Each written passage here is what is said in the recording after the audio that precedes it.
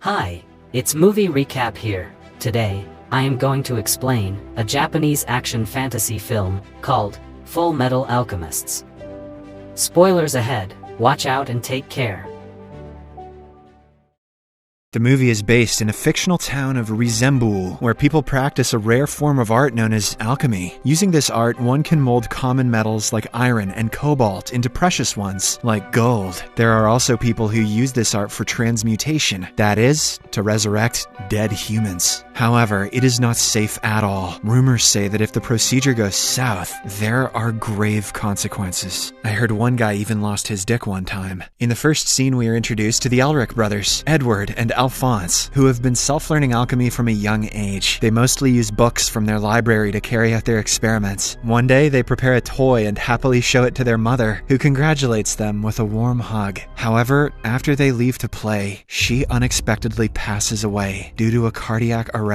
The boys now have no one to look after them, and their days start turning into desperation. So, not willing to give up on their mother, Edward comes up with an idea. He mentions that using the alchemy book, they can practice transmutation on their deceased mother and bring her back. Alphonse, who has heard rumors about the scary consequences, thinks that it is a bad idea, but when Edward reassures him that there is nothing to worry about, he agrees to help. In the next scene, the two brothers start their preparations. They gather all the ingredients as per the book and place them at the center of the transmutation circle. As soon as they begin chanting the ritual, a dangerously large amount of energy starts forming around the house, which eventually turns into a vortex. At this point, the brothers finally realize that their experiments has gone awry, but it is too late. The vortex ultimately rips their house off and destroys everything in sight, even their dicks. Maybe. The movie then fast-forwards by 20 years. An all-grown-up Edward is chasing after a priest with a mysterious red stone. It is revealed that the magical rock is capable of performing alchemy without the help of any ingredients. Hence, when the priest is cornered, he uses the stone to unleash stone pillars, forcing Edward to retreat. Following this, he summons several terrifying monsters from the underworld, and Edward also conjures up his magic spear, revealing that he has become a master alchemist. Right then, a giant armored figure appears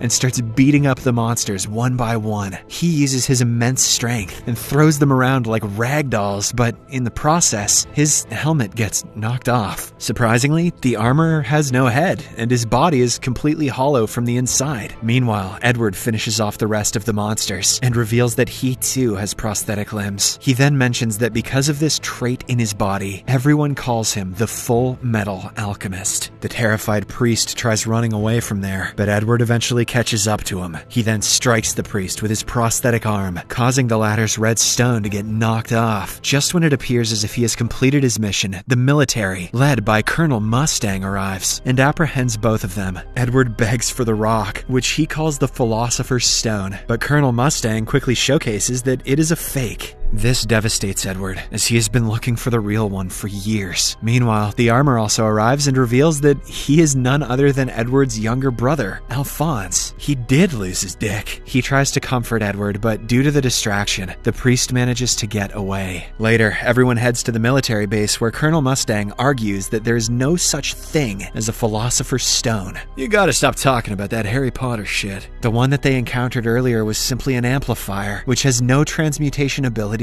at all. However, Edward is still hopeful that the real stone is out there somewhere. He is desperately looking for it so that he can regenerate his brother and also his lost limbs. After the meeting, as Edward is preparing to head home, he meets his childhood best friend, Winry. She mentions that she learned about him through the news and now wants to help him in his mission of finding the Philosopher's Stone. Elsewhere, the priest reaches a dark room where a trio of magical gangsters are waiting for them, led by the ferocious leader Lust. The group has two other members, Envy, a tall being who can transform into anyone, and Gluttony, a fat human who has the ability to devour anything. It turns out that the priest was sent on an errand, but since he couldn't get the job done, Lust is furious. Hence, as a punishment, she extends her claws and impales him brutally. Once the priest is dead, Gluttony swoops in and eats him. Meanwhile, Edward is trying to get some sleep, but he keeps on having visions about the incident from 20 years ago. Right after the failed transmutation process, Edward is brought to the Gate of Truth, where all knowledge of the universe lies within. Then, the gate suddenly opens, and he is sucked inside by some creepy tentacles. Oh, Japan. Edward is sent flying through the universe, and at one point, he sees his mother in the distance. He desperately tries to reach out to her, but the next second, he is again brought outside the gate. However, now Edward has vast knowledge of alchemy and how to use it without the books. Right then, a transparent deity appears and introduces himself as God.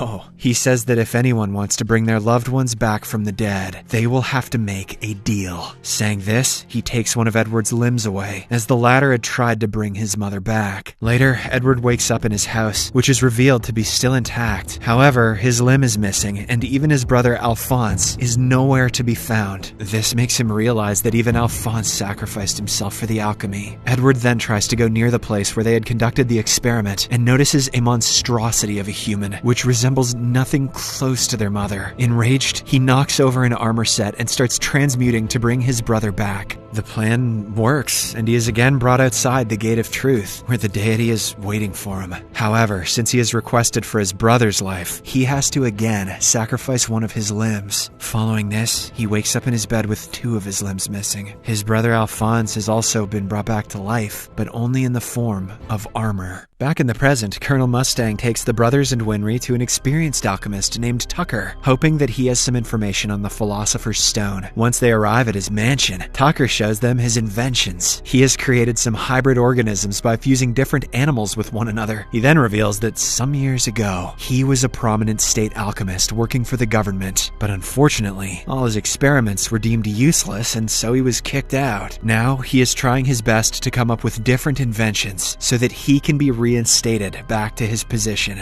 Somehow I don't think inventing Cat Dog is going to do that for him. In the next scene, Tucker and Edward have a private meeting where the latter reveals his entire story and why he is after the precious stone. Tucker mentions that while he doesn't know its exact location, he will definitely help in retrieving it. Following this, Edward and Winry board a train to another city. They are attempting to meet Dr. Marco, another scientist who apparently knows about the Philosopher's Stone. Unfortunately, their first meeting is very hostile, as Marco mistakes them for bad guys and points a gun at them. In response, Edward tries to calm him down, but ends up knocking him out. When Marco regains consciousness, he refuses to talk about the Philosopher's Stone, saying it's for their own good. Just then, he notices something wrong and shoots at the window. It turns out that the deadly woman, Lust, was spying on them all along. She slowly approaches the trio, and despite getting shot multiple times in the chest, does not stop. At last, she pins everyone to the wall, using her extended claws, and then fatally stabs Marco. Whoops, thought he was wearing plot armor like you guys. Once she leaves, Marco, using his last breaths, tells Edward that the truth about the stone's origins can be found in Laboratory 5. This is apparently a secret building that is being used by the military. Edward tries to find out more about it, but sadly,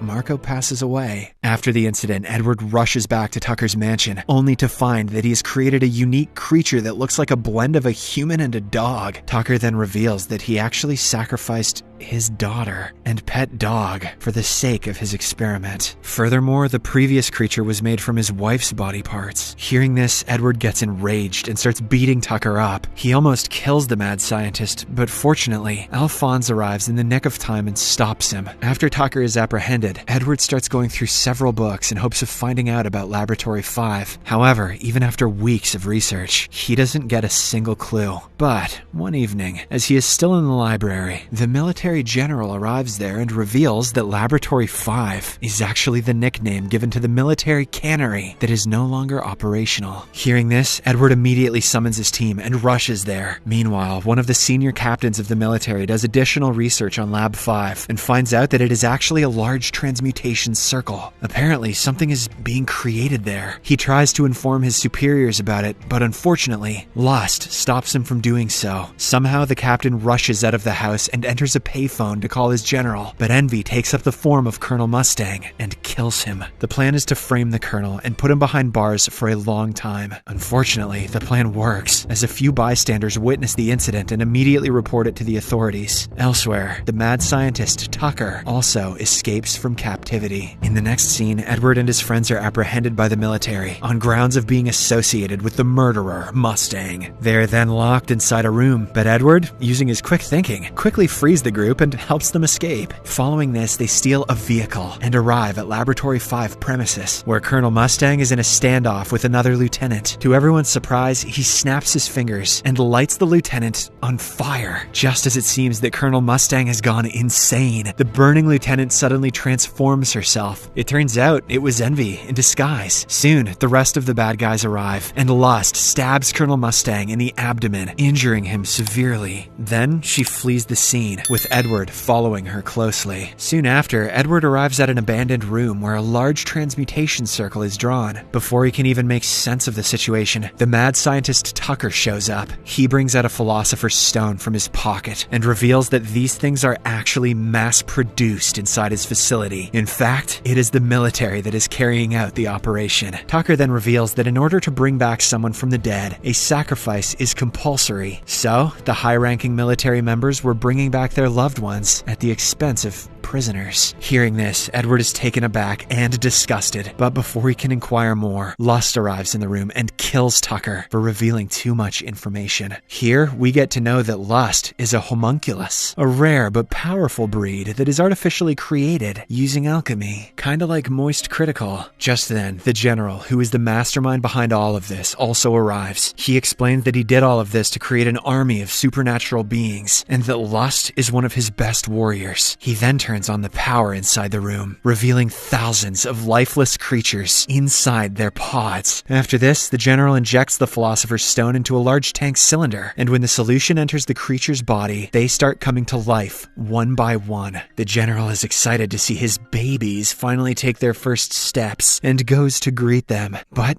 to his dismay, they immediately corner him and start tearing him up. At the same time, the Colonel, Alphonse, Winry, and the other generals also arrive at the room and team up with Edward to take down the monsters. At first, they are easily outnumbered, and it appears as if they are going to be killed. But then, Colonel Mustang figures out that in order to finish off the creatures, they have to strike their heads. Using this technique, the group eventually starts making some kills. However, the creatures just keep on coming, so Edward and his team are forced outside. There, the battle continues, as Lust and her goons also show up. Colonel Mustang, who is still reeling from the earlier injury, somehow manages to conjure up all of his strength and unleash a deadly flame, which burns Envy and eventually kills him. After this, the Colonel turns his attention to Lust, but all of his attacks are futile. She keeps regenerating her body, even after being critically impaled through the chest. As Edward and the Colonel look on in astonishment, Lust reveals that she has a Philosopher's Stone embedded within her chest. This is why she has incredible strength and healing abilities. Unfortunately for her, she reveals the exact thing that she shouldn't have. Edward, Alphonse, and the Colonel gang up on her and unleash several attacks, and when she is distracted, the Colonel rips out the stone from her chest, killing her instantly. Meanwhile, Gluttony watches all this go down from a distance. Realizing that his comrades have been killed, he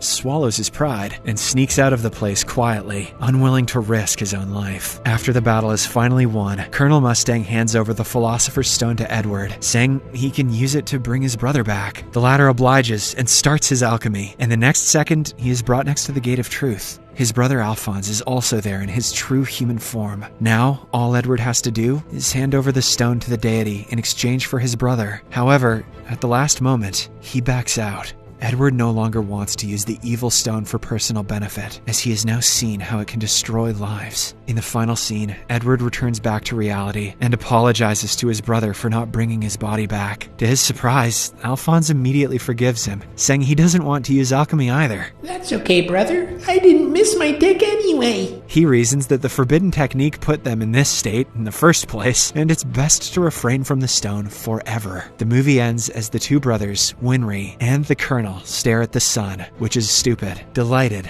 that they have rescued Earth. Subscribe for more videos like this, turn on notifications, and leave a like to help the channel out. Thank you for watching.